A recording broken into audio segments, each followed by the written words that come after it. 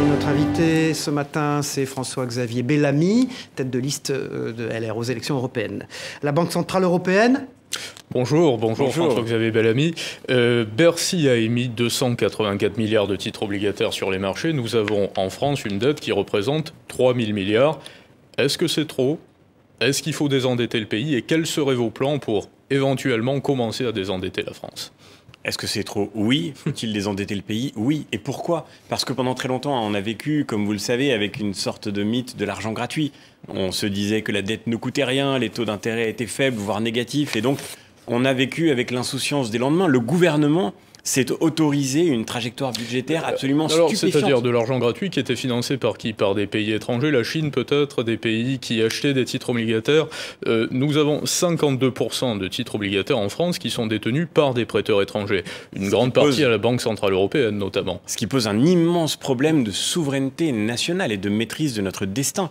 Parce qu'effectivement, au moment où la dette est d'une certaine façon le levier qui permet à des créanciers étrangers de peser sur les décisions françaises, et je le vois tous les jours déjà à Bruxelles.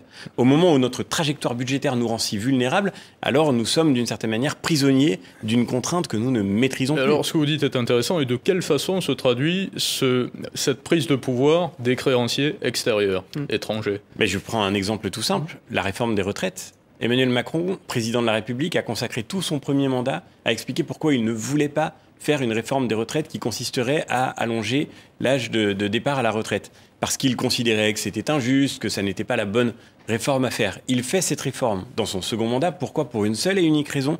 Parce qu'il y est contraint. Il y est contraint par les engagements qu'il a pris vis-à-vis de Bruxelles en particulier. Le grand emprunt européen qui a été tellement célébré après la crise du Covid que pour ma part j'ai toujours dénoncé comme étant une usurpation, une supercherie, parce que ce grand emprunt on ne sait pas comment le rembourser. Eh bien cet emprunt il n'a pas été accordé sans contrepartie. Et les contreparties étaient explicites. Le président de la République s'est bien gardé de le dire aux Français, mais lorsqu'il a accepté les 40 milliards de cet emprunt, qui vont coûter plus cher à rembourser à la France que ce qu'elle a pu percevoir en soutien, eh bien lorsqu'il a obtenu ces 40 milliards, il a dû consentir à expliquer à nos amis allemands, à nos amis nordiques, qui sont aujourd'hui la caution de cet emprunt commun, qu'il allait faire des réformes structurelles, et en premier, la réforme des retraites. Et moi, je suis favorable à cette réforme des retraites, je l'ai défendue, je pense qu'il fallait la faire, mais je ne suis pas du tout favorable au fait que nous la fassions parce que Bruxelles nous l'impose. Je crois que c'est notre souveraineté qui devrait s'exprimer dans le fait que